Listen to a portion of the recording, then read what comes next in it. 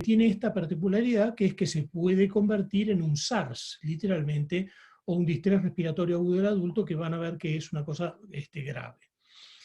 Tiene una gran propiedad de transmisibilidad que se mide a través de un número que se llama R0, que explica que se generan 2 a 2.9 casos secundarios por caso primario. O sea, esto es como una especie de resumen de lo que es el problema del virus. Pero este es un ejemplo de lo que es el modelo biopsicosocial de la enfermedad y de la salud, que una partícula molecular de esta naturaleza sea capaz de generar semejante caos.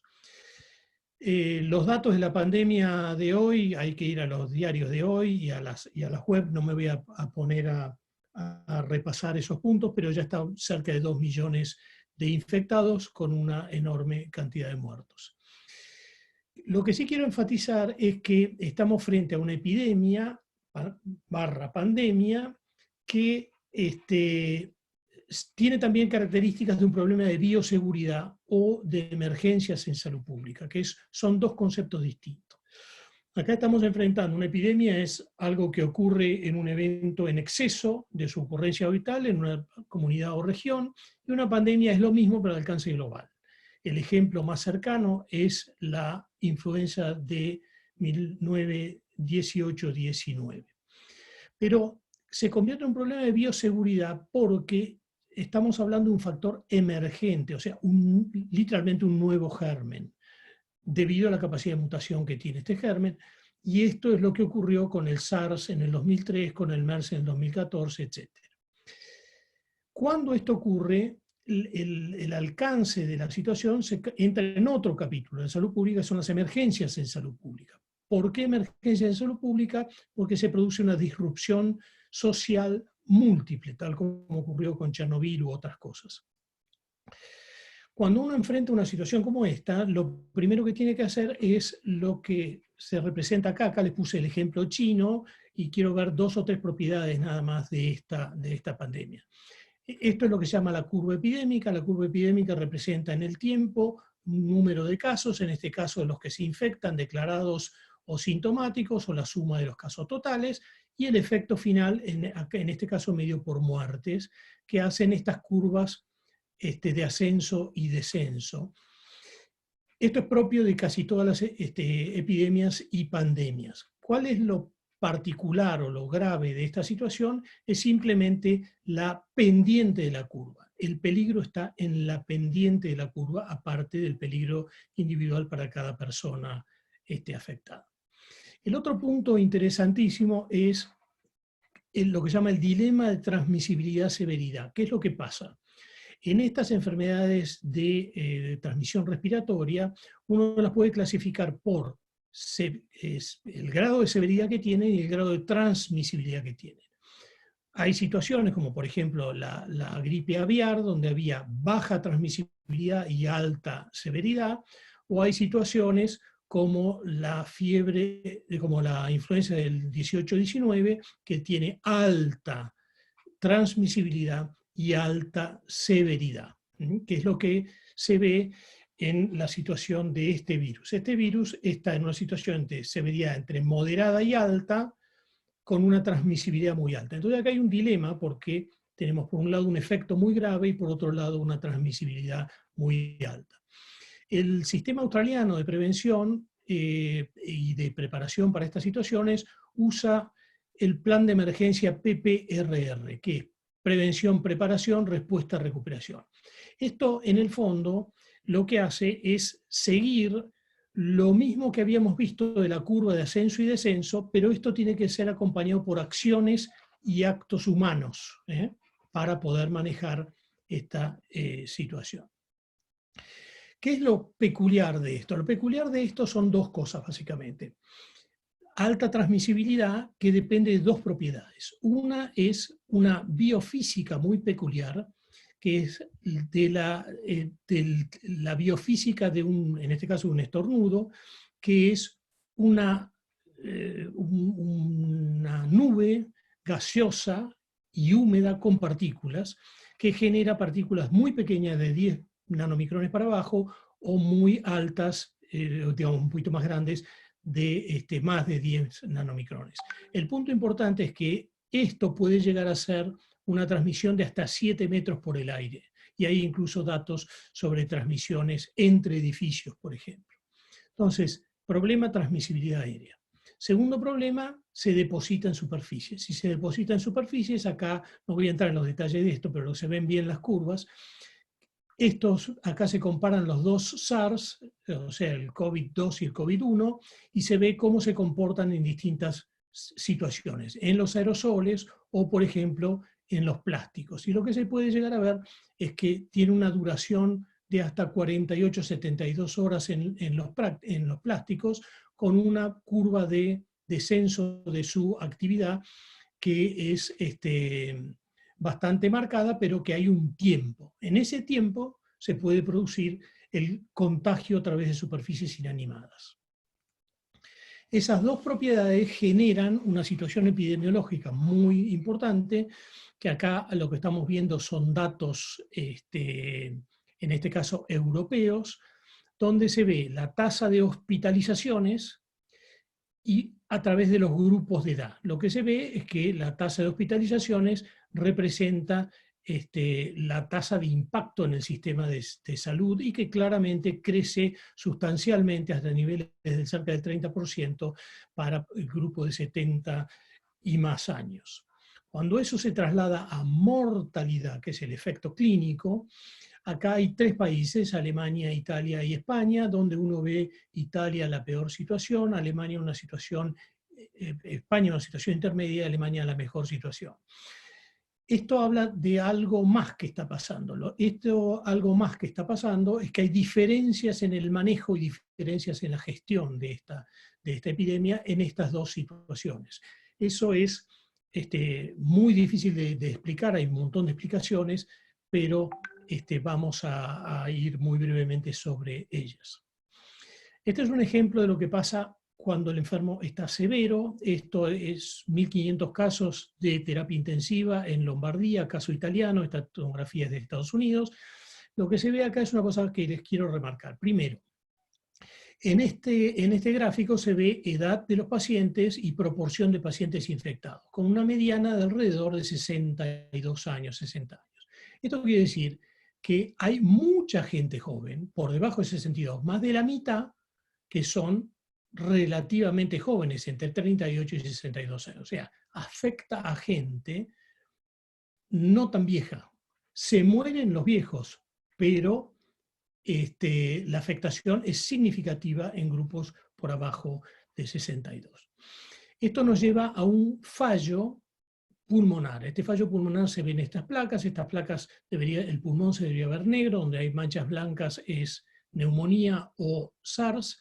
Esto es tomografía computada 2 horas después de esta placa, y lo que se ve es un gran infiltrado, que es lo gris, que invade los pulmones. Cuando esto ocurre, ¿qué pasa? Cae la saturación de oxígeno tisular. ¿Por qué cae la saturación de oxígeno tisular? Porque la fracción inspirada de oxígeno, la presión arterial de oxígeno debido a la fracción inspirada de oxígeno es muy baja y se va por debajo de los 200, que es altamente severo. Estos pacientes necesitan casi una media de 60% de oxígeno, es una brutalidad, y necesitan presiones expiratorias importantes para poder ventilar. La mortalidad en el caso italiano fue 26, con un crecimiento importante a medida que pasan los grupos de edad. Entonces podemos resumir la situación en un modelito que sería así. Primero estamos viendo un continuo de un problema de salud, que va desde un nivel molecular en animales hasta los fallecidos en terapia intensiva. La secuencia esta tiene una fase que es objeto de prevención, que es de los casos confirmados para su origen. Entonces va a estar en la familia y en la comunidad, individuos en riesgo, individuos sospechosos asintomáticos, individuos sospechosos sintomáticos o con catarro de vías aéreas superiores. Si se confirma, pasa a ser un caso COVID. Si es un COVID, 81% más o menos tienen un cuadro relativamente leve. El resto, cerca de 20, 19%, tienen severidad importante, requieren hospitalización 19%, números aproximados son estos, se hospitalizan alrededor del 15, terminan en un respirador el 5, fallecen 4.36, se recuperan 95.64. El concepto que quiero dejar acá es lo siguiente. Esta dinámica biológica es objeto de políticas de testeo y hallazgo de casos. Y esta dinámica biológica es objeto de la atención personal. Esto ocurre dentro de los sistemas de salud, esto ocurre fuera de los sistemas de salud. Muy bien, esto nos lleva a un dilema que ya existe desde hace tiempo en las políticas públicas y en la salud pública en particular, que es lo que está apareciendo en los diarios como políticas horizontales versus verticales. Las políticas horizontales tienen la característica de ser extendidas horizontalmente, como se ve acá, pero tienen propiedades, ser más caras, son más lentas, tienen más impacto en términos de salud, pero comparado con las verticales, las verticales son más baratas, son más rápidas y tienen menor impacto. El problema está que uno tiene que elegir entre las dos o hacer combinaciones de las dos. O sea, este tema muy antiguo se ha puesto de una manera muy aguda presente en la situación actual. Este gráfico es el modelo australiano para manejar la enfermedad, que muestra los componentes del aplanamiento de la curva a través de intervenciones que se llaman intervenciones no farmacológicas. Acá lo que se modela es la demanda de camas de terapia intensiva. Esta sería la situación si no hubiera control. Se necesitarían 35.000 camas de terapia intensiva. Australia tiene alrededor de 2.500. Si se logran políticas de compulsión externa a través de cuarentenas o aislamientos, se baja la curva casi la mitad, y cuando esto se le agrega la política de aislamiento social o distanciamiento social, se puede achatar aún más la curva y extenderla en el tiempo. Australia está pensando hasta 60 semanas de manejo de esta enfermedad. Lo importante es que acá necesito la compulsión externa y acá necesito la responsabilidad individual. La responsabilidad individual depende de la civilidad de una sociedad y del manejo que tiene esa sociedad de la información. Muy bien, entonces esto nos lleva a que hay que tomar decisiones de políticas públicas. Las decisiones hacia el lado de la prevención y preparación son los que ya hablamos, intervenciones no farmacéuticas, todo el mundo de las barreras de control de infecciones, acá entran las máscaras, los tipos de guantes y una cantidad de otros temas que se aplican a distintas situaciones, y lo que ya hablamos, políticas de control de los infectantes, son políticas horizontales o políticas verticales. Políticas horizontales, por ejemplo, la detección precoz por test universal o difundido, donde sea. Las políticas verticales, segmentación de los transmisores a través del aislamiento precoz de los infectados o la segmentación etaria. Mientras que la respuesta y recuperación o mitigación tiene varios componentes. Uno, políticas de servicio de salud. Acá vamos a tocar solamente 2 o 3 puntos. Testear o no testear y cómo facilitar el acceso. Después, la segmentación de los susceptibles de la infección COVID-2, y un tema muy importante que apenas lo voy a tocar, que es el tema de la protección de los trabajadores de la salud. Esto es un tema muy grande porque tiene un costo indirecto y directo en el manejo de esta situación. Quiero enfatizar la política australiana. Ellos piensan de entrada en la salida y en la recuperación. Hay que trabajar en la preparación de la salida y en la recuperación bien desde el principio. Este es un punto extremadamente importante. Este es un trabajo de hace 2 días que muestra el efecto chino de las políticas chinas en el grado de transmisibilidad de distintas políticas que realizaron ellos a lo largo del tiempo. Que realizaron a lo largo del tiempo y distintas situaciones que no importan en este momento. El punto importante es que cuando el R0, en este caso RT, que es el número de infectados por infectado,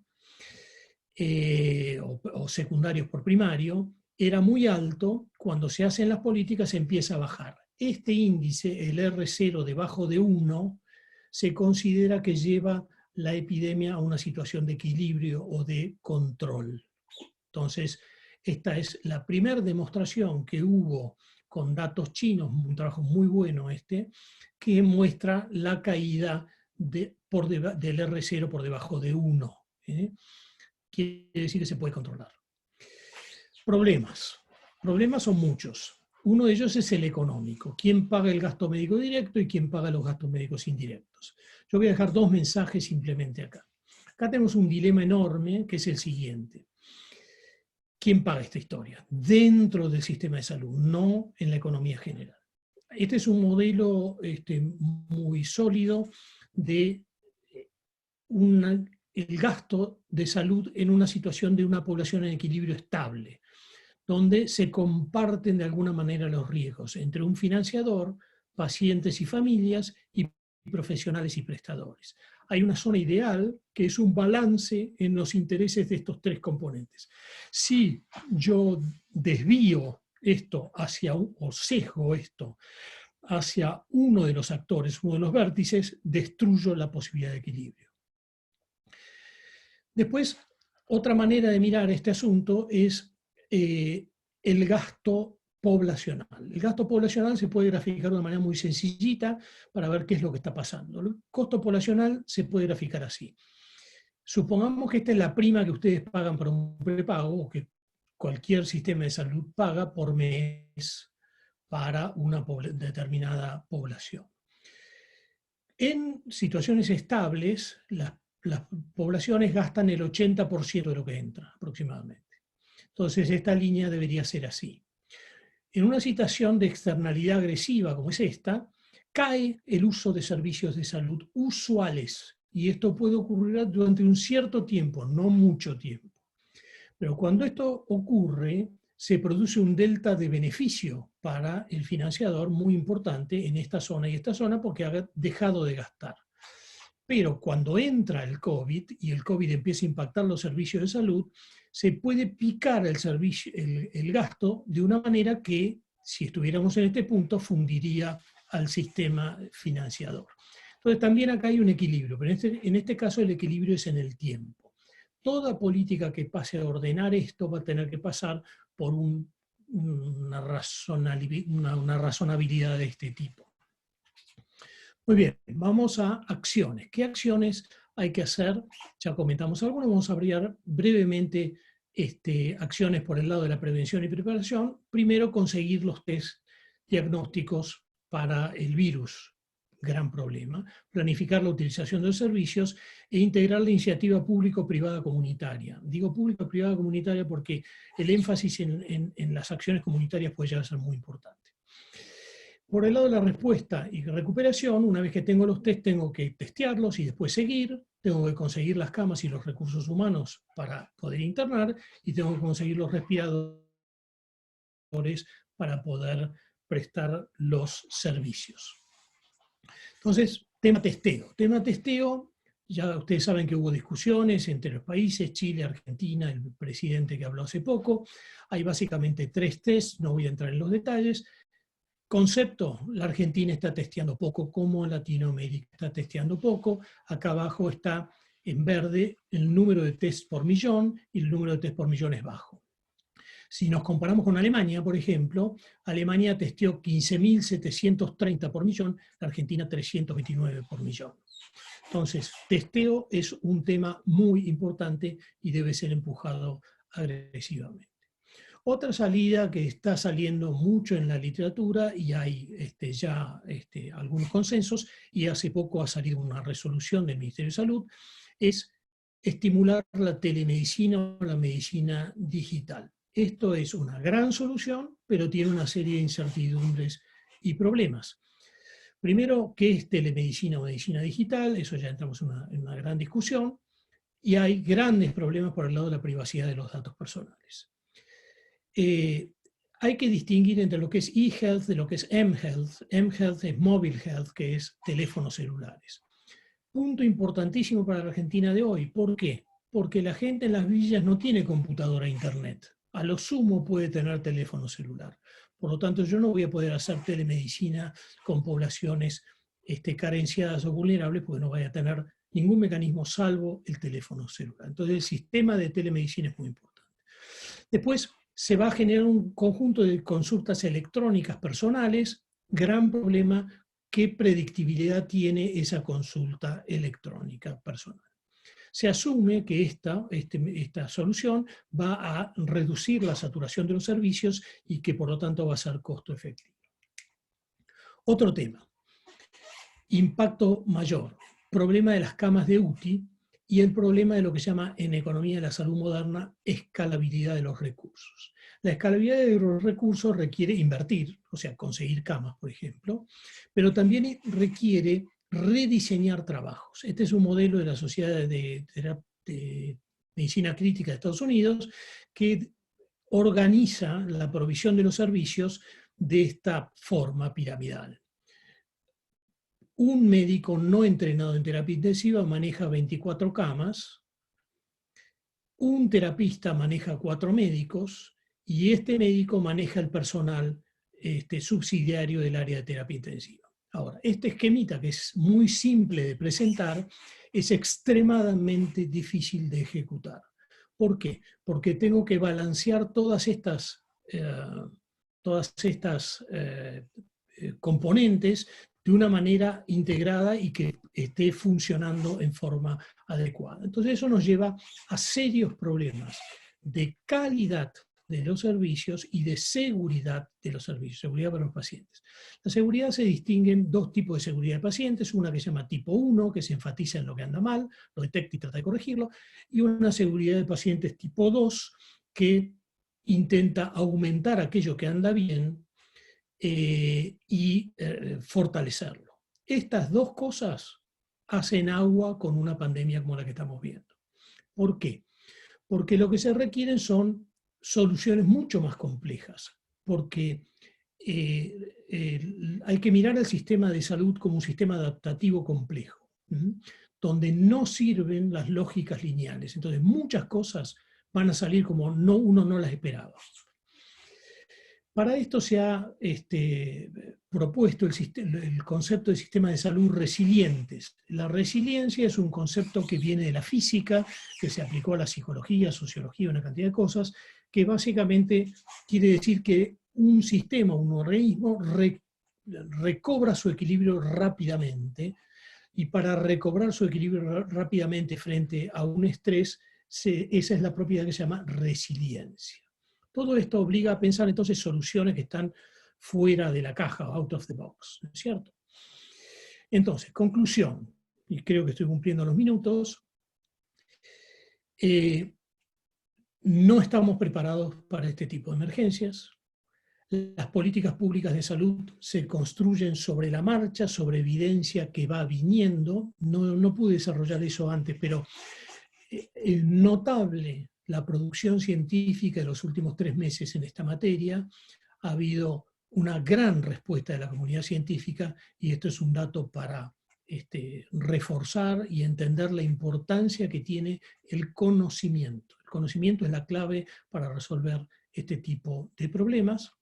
En general podemos concluir que los mejores resultados se obtienen con más testeo y manejo adecuado, precoz y una buena medicina crítica. Y dependemos, y esto es un sistema muy dinámico y está cambiando a lo largo del tiempo, dependemos fuertemente de la investigación y de la ciencia que está en curso, empezando por la vacuna, pero hay una serie de otras condiciones que hay que considerar. Entonces, con esto trataría de cerrar un poquitito por qué el planeta anda mal en 20 minutos.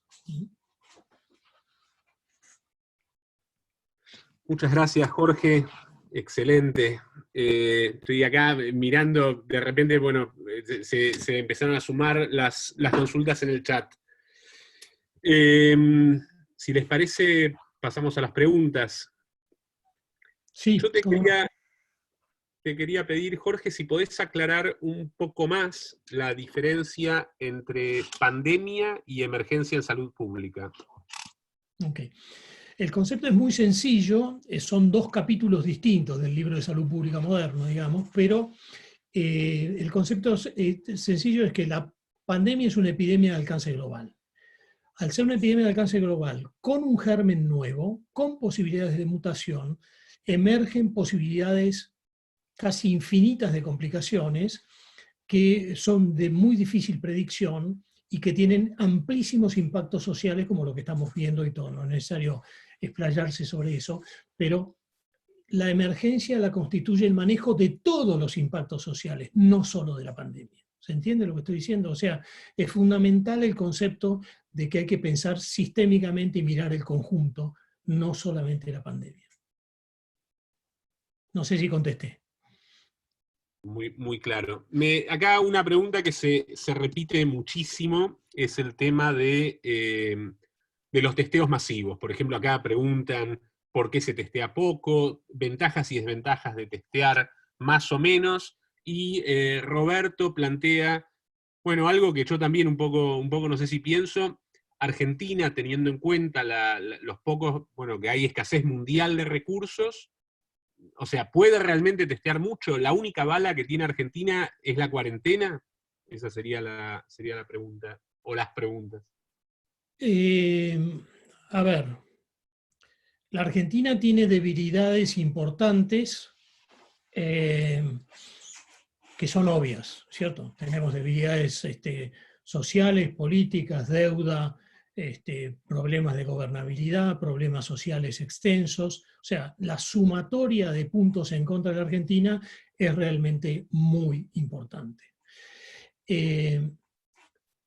Yo creo que hubo poca previsibilidad en la Argentina para una situación de este tipo, pero bueno, ya sabemos que si no podemos controlar la inflación, difícilmente vamos a poder controlar una pandemia que viene, digamos. O sea, hay grandes temas de incapacidad argentina para tomar decisiones a largo y moderado plazo, y un manejo de una pandemia, una situación emergente, requiere un estado muy alerta, pensando muy a futuro, muy en contacto con el sistema científico internacional para poder enfrentar una situación como esta.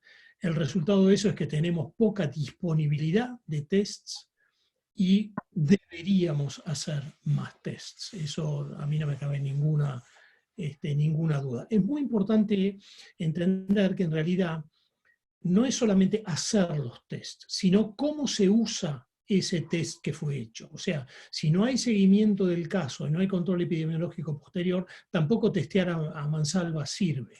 ¿Entiendes? Entonces, no sé si contesté la pregunta. Lucio pregunta cuáles son las alternativas para salir de la cuarentena y cuáles son los costos y beneficios de cada alternativa. Bueno, esa es la pregunta del millón. Yo Difícil. no la puedo contestar. Ustedes lo ven, está el mundo entero preguntándose sobre eso. Lo que sí quisiera marcar son algunas cosas que vale la pena resaltar, que es las consecuencias de esto. Es muy importante. Yo creo, ¿por qué puse esta diapositiva? Porque puse esta diapositiva porque digamos, el balance entre políticas horizontales y políticas verticales, a mi entender, es la única forma de salir. Entonces, ¿cómo hago yo para salir de la situación de encierro, digamos, en que estamos todos, que es una política horizontal? Tengo que ser capaz de lograr efectos a través de otras políticas. Y esas van a ser políticas verticales. Ya, por ejemplo, el gobierno de la ciudad está haciendo una que es una de las más recomendadas internacionalmente, que es el aislamiento de los ancianos, por ejemplo, o arriba de 70. ¿Por qué? Porque es el grupo más vulnerable, el que trae más muertes, el que tapa más camas de terapia intensiva, y el aislamiento de ese grupo es relativamente más barato que parar el país en forma completa. ¿Se entiende? Entonces, este tipo de balance entre política horizontal y política vertical, que requiere muchísimo estudio y muchísimo más de lo que yo les estoy presentando acá, es una de las formas que va a haber de salida. Y por otro lado, este tema se va a ser tratado en las próximas charlas, o sea que yo no me metí mucho en los temas que tienen impacto económico y macroeconómico. Pregunta Anabela si conoce trabajos que reflejan las externalidades negativas en materia de salud provocadas por la pandemia en cuanto a, bueno, pacientes que por otra patología tardan en consultar, se demora la consulta. Yo no sé si los leí, yo leí alguno. Hay ya Sí, de todo de esto. sí. Definitivamente la experiencia universal que se está viendo es lo que estamos viendo nosotros. Una brutal caída de los servicios usuales, que es lo que representa esta curva, una brutal caída de los servicios usuales, especialmente a expensas de dilación de cosas que se pueden ser pospuestas sin demasiado riesgo. ¿Okay? Ahora, va a llegar un momento en que esto no va a ser sostenible, digamos. O sea, o sea, el paciente crónico yo lo puedo dilatar un poquito, pero no lo puedo dilatar mucho. Hay pacientes crónicos que requieren atención inmediata y, de hecho, esta es una de las lecciones de esta pandemia, es lo que se llama el efecto de agudo en crónico. El problema de agudo en crónico es muy importante, o sea, acá es una enfermedad transmisible aguda que se agrega a la morbilidad preexistente crónica. Entonces, esta preocupación está surgiendo a través de varios estudios, especialmente en cáncer. Ya han empezado a aparecer datos sobre el impacto negativo de COVID, pero hay en salud mental, hay en terapia intensiva usual, hay en cirugías, hay un montón de datos más, pero todavía no está muy sistematizado. Preguntan Jorge, a ver, acerca de la resiliencia. Dicen, si bien esta pandemia es más agresiva que la gripe A, la pregunta es si el sistema de salud actualmente puede aplicar aprendizajes generados en aquella situación. Bueno, ¿En esto cuál es situación? lo que íbamos a hablar de sistemas aprendientes, es tu tema Bueno, estrictamente. para llegar a... Sí, bueno, el problema es el siguiente. Nuestro sistema de salud, voy a ser benigno, es un sistema de salud atado con alambre. ¿Tá? Y todos sabemos que es así, que tiene unos déficits que son groseros, y esto lleva muchos años. Esto no viene de ahora, esto lleva por lo menos 50, 60 años, con contradicciones, problemas organizativos brutales. Entonces, en realidad, nosotros no llegamos ni siquiera a un sistema de salud en equilibrio estable.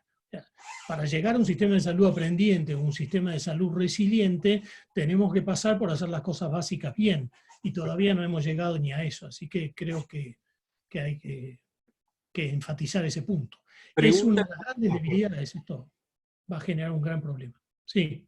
preguntan Jorge, ¿cómo considera que afectan las diferencias sociales y económicas, asentamientos, en el contexto de asentamientos o villas, por ejemplo, específicamente localizadas en áreas del conurbano de las provincias de Buenos Aires, a la hora de llevar adelante políticas públicas tendientes a fortalecer el distanciamiento social? Muy bien. Esto es una diapositiva que pensaba dársela, justamente va dirigida a esta pregunta. Este es un modelo que viene de política ambiental, que dice lo siguiente, no sé si se lo explico muy rápidamente, pero para que ustedes entiendan cuál es la naturaleza del problema. Dice que las condiciones o los determinantes sociales de la salud y los determinantes ambientales son causas subyacentes. ¿Qué quiere decir causas subyacentes? El virus cae sobre situaciones preexistentes. ¿Qué tipo de situaciones preexistentes? Acá las clasifican de una manera muy importante para epidemiología ambiental y políticas ambientales, que lo llaman fuerzas subyacentes, presiones, estados, modificaciones de las exposiciones y finalmente el estado de salud. En este caso el efecto. Por ejemplo, acá el impacto del COVID directo. Esto es enfermedad respiratoria aguda en los niños. ¿Okay? Entonces, ¿qué es lo que dice esto? Que en realidad hay ejes verticales que tienen que ver con situaciones muy basales de la sociedad. Por ejemplo, políticas energéticas, por ejemplo, pobreza, por ejemplo, housing, o sea, condiciones de vida, y políticas incluso de agricultura. Esto lleva a la manera como se vive dentro de los hacinamientos, que altera la forma de cocinar, la forma de limpiarse, la forma de habitar el ecosistema. Eso genera riesgos de transmisión, por ejemplo, aire de poca calidad o polución interna ambiental dentro de las casas, y esto lleva a mecanismos de transmisión, que son las exposiciones, donde entra el virus directamente, pero se suma todo lo anterior. ¿Por qué traigo esto? Porque cuando uno tiene este tipo de problema, ya está en una situación de altísima complejidad. Entonces, tengo que pasar a lo que se llaman acciones intersectoriales de salud. Las acciones intersectoriales de salud implican corregir la política de silos, que es la política de grandes organizaciones y del Estado, que es que cada uno anda por su camino y no piensa en el resto, básicamente. Entonces, las políticas intersectoriales de salud son complejas en condiciones estables, no en condiciones de pandemia. En condiciones de pandemia se ponen en casi inmanejables. O sea, habría que hacer una política literalmente genial de manejo de hambre, pobreza y habitación, con manejo de la pandemia, todo en forma simultánea para tener impacto. Esto quiere decir que vamos a tener un problema serio en esta materia si la suma del virus a las condiciones preexistentes llega a ser muy fuerte, va a ser un serio problema. No sé Acá si preguntan, es excelente, Jorge, la respuesta, gracias. Tenemos un montón de preguntas más. Lucio nos pregunta si, de acuerdo a tu presentación, hasta que se encuentre la vacuna, seguiremos con políticas verticales de cuarentena. No tengo la bola de cristal y no creo poder contestarla, pero lo que están diciendo, el mundo dice esto. Por ejemplo, les puse el ejemplo de Australia. Australia está pensando en una política de restricciones de políticas horizontales hasta fin de julio y está en el mismo hemisferio que nosotros. O sea, yo creo que tiene 24 millones de habitantes, o sea, nosotros lo más probable es que esto se extienda en el tiempo. El tema va a ser cómo se hace el phase out, cómo se hace la salida y la articulación con políticas verticales que vayan segmentando el riesgo y vayan liberando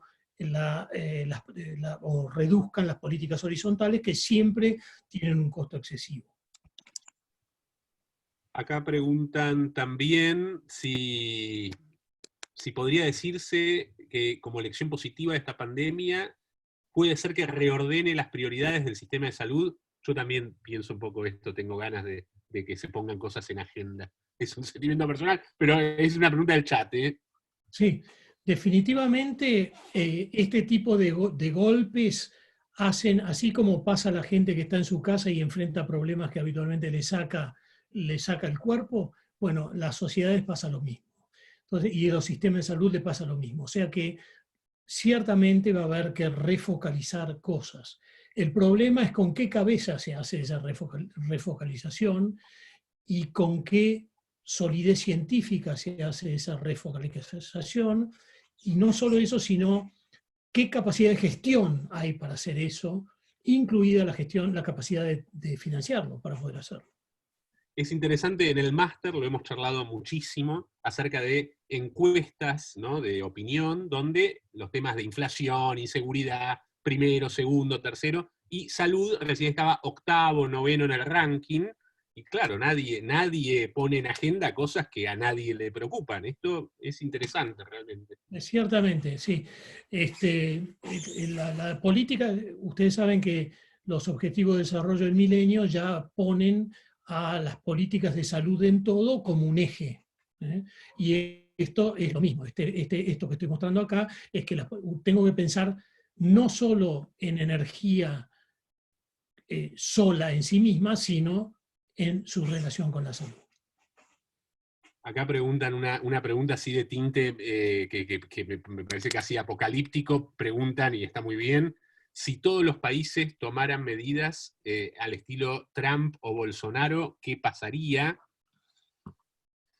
Mete miedo. Okay. De vuelta, no tengo la bola de cristal, pero es claro que Trump y Bolsonaro minimizaron la complejidad de este fenómeno. en aras de la preservación de la competitividad económica y del equilibrio macroeconómico. O sea, acá hay un problema, eso es claramente un problema. El problema es que uno se puede ir al otro extremo, que es minimizar el desarrollo socioeconómico y las consecuencias que puede traer frenar el desarrollo socioeconómico, aún en la salud y aún en la pandemia. Entonces, ahí hay un equilibrio que es sumamente difícil de lograr, y la verdad que no tengo la bola de cristal para poder decir cómo se resuelve eso. Probablemente lo podamos pensar un poco mejor con las próximas charlas que siguen. Bueno, acá hay muchísimas preguntas.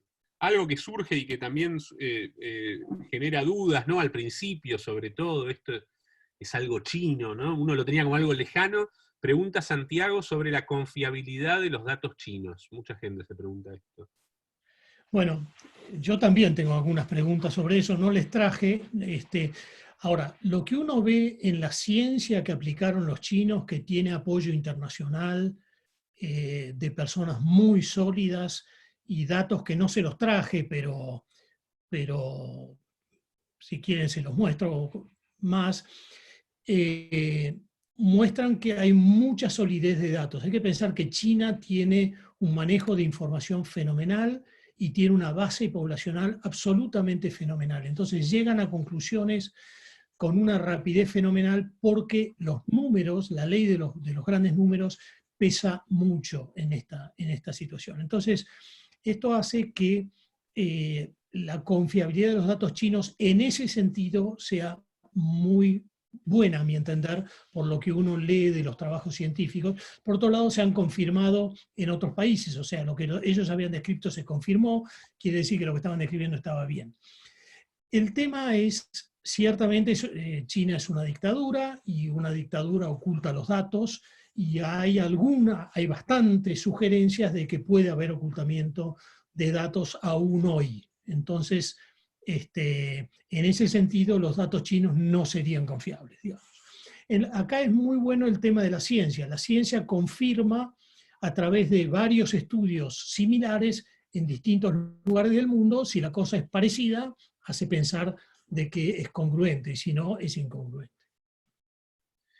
Preguntan también, un montón de preguntas, Jorge, preguntan acerca de la posibilidad de reinfección. Viste que eso es confuso, porque ha habido artículos que hablan de eso, dice esta persona, a raíz de lo que se habla de China. Ya si nos reinfectamos, yo me pongo a llorar, te juro. Sí.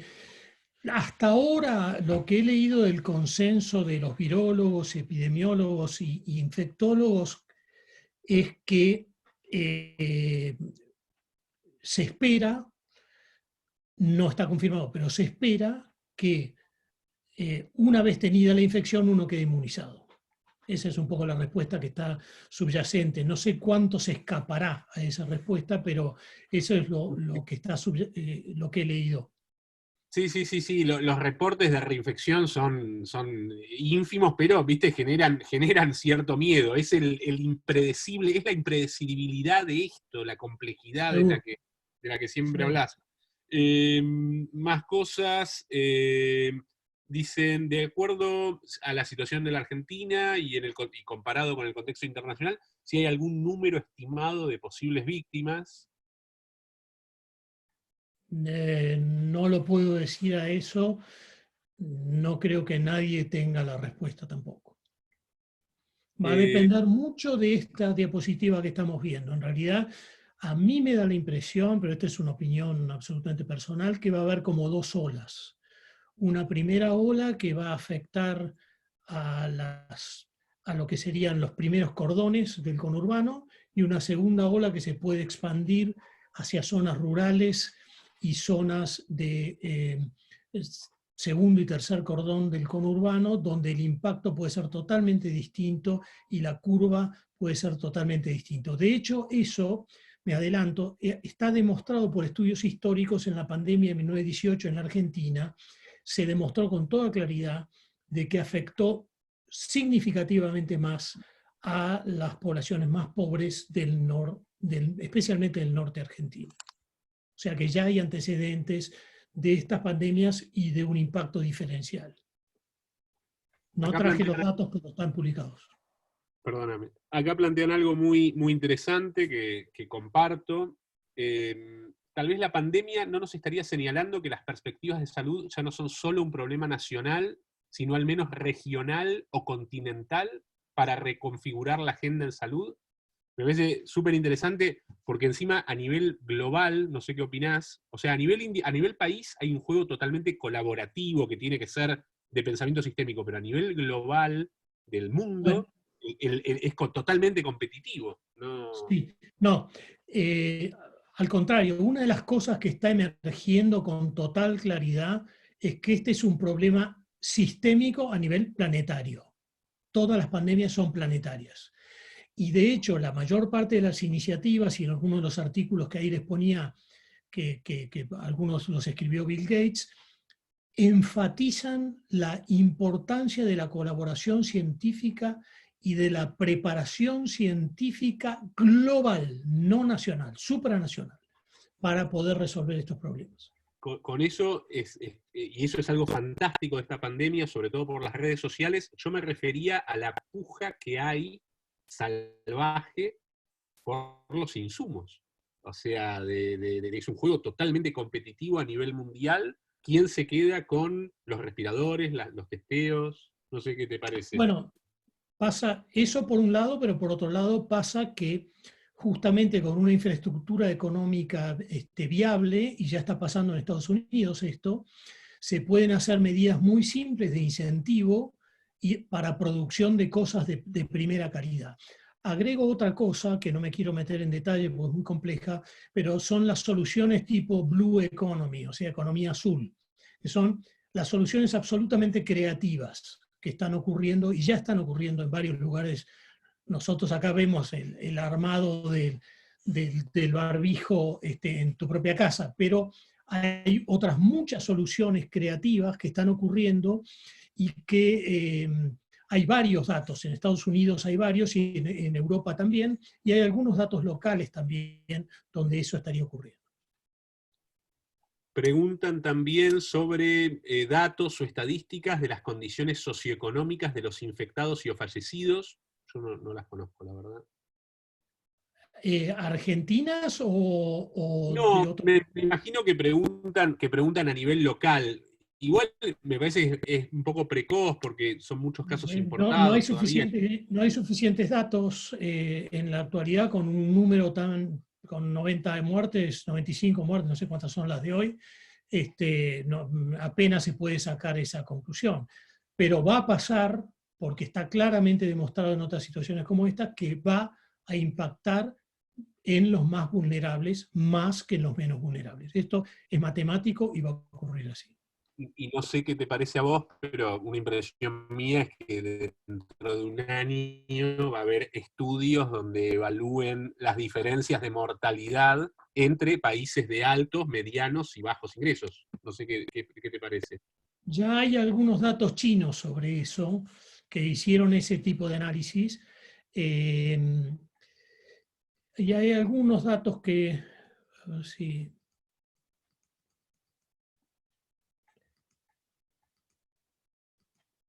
eh,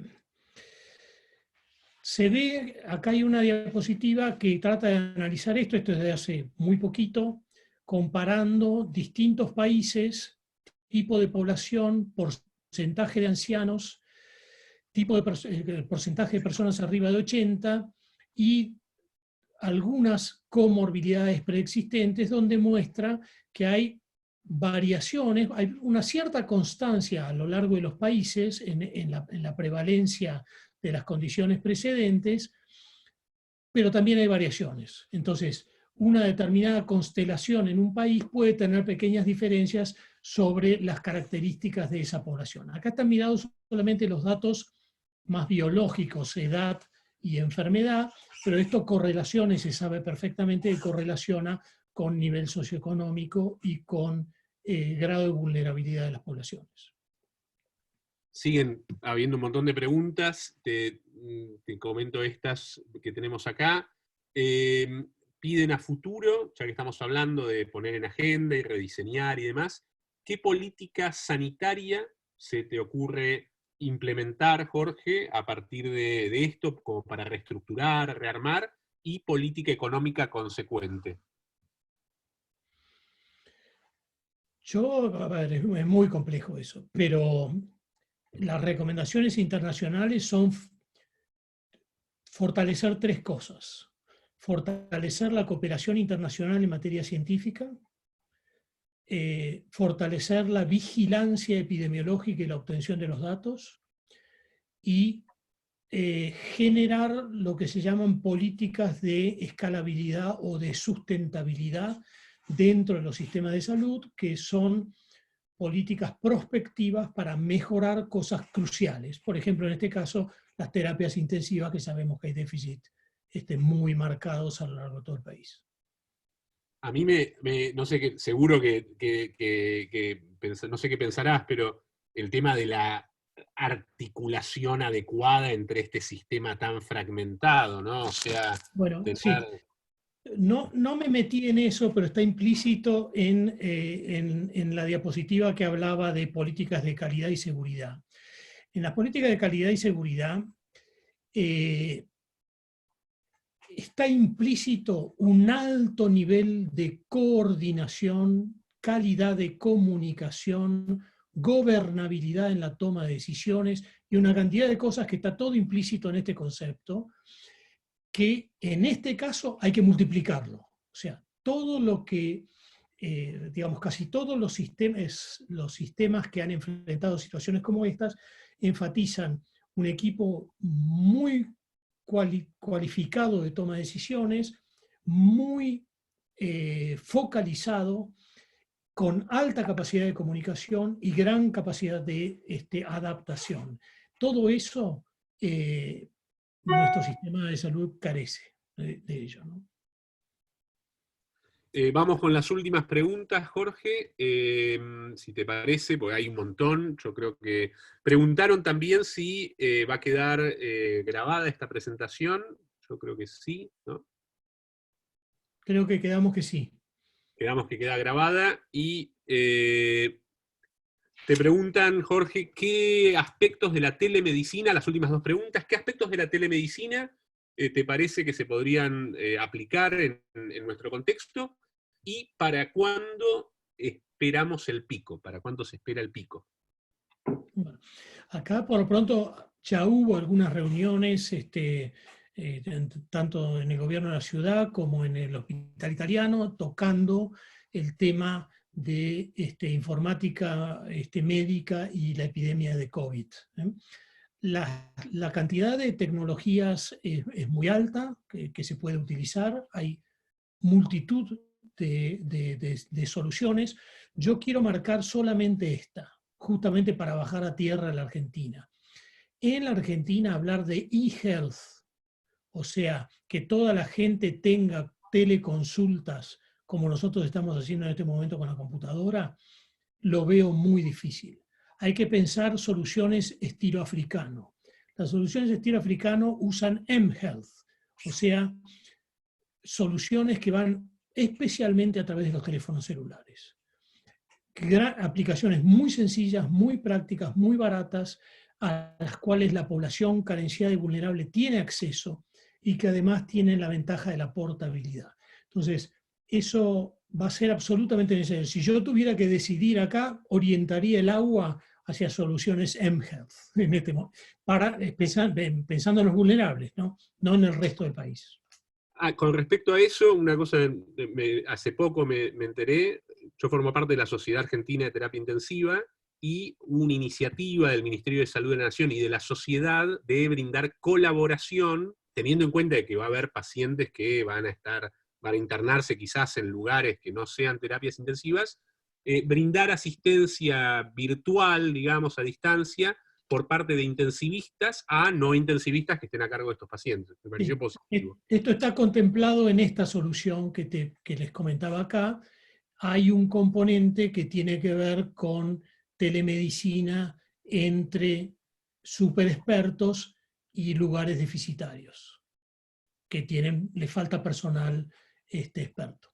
Hay soluciones que van en esa dirección y son parcialmente correctas. Yo quiero enfatizar la importancia que tiene el buen entrenamiento médico, las buenas residencias, y no hay nada que reemplace a eso. Nadie va a intubar bien a un paciente si no ha intubado antes. Totalmente. Y una reflexión que estamos, perdona Celina, ya vamos a redondear, una reflexión que está surgiendo en el chat del máster todo el tiempo: es difícil construir capacidad estatal de la noche a la mañana, ¿no? O sea, básicamente esto... Básicamente hay que olvidarse de eso. Ahí lo que hay que hacer es la interacción público-privada, esa es la clave. O sea, fuertes componentes de conocimiento y de, ¿cómo podría decir?, de recursos disponibles están en el sector privado. Especialmente en el sector privado sin fin de lucro, que es el que ha hecho las mejores innovaciones en la Argentina a lo largo de los últimos 50 años. Yo no sé, Celina, qué te parece, pero la verdad es que me pareció Bien, excelente. la verdad es que gracias Diego, gracias Jorge, impecable como siempre, precisa, clara la presentación. Nos encantaría seguir escuchándote, por suerte vamos a tener la oportunidad de hacerlo en el 5º encuentro, en la mesa de debate, y además has planteado temas que sabemos se van a ir complementando en las sucesivas presentaciones. Rescatamos, como siempre, el valor de la planificación, de la previsión en política pública, aún en un escenario donde las evidencias, en este caso, están en desarrollo, ¿no? Así es que, bueno, los esperamos a todos. Gracias por participar en el próximo encuentro este jueves con Leonardo Massimino, que va a complementar un poco las últimas preguntas, Diego, que hiciste en relación con las infraestructuras y la capacidad de desarrollo estatal. Bueno, muchísimas gracias a todos. Muchas gracias. Muchas gracias a todos, gracias por la paciencia. Muy bien. Saludos a todos. Gracias, Jorge. Saludos a todos. Hasta luego. Siempre. Chau, Celina. Gracias. Hasta luego. Hasta luego, Diego. Gracias.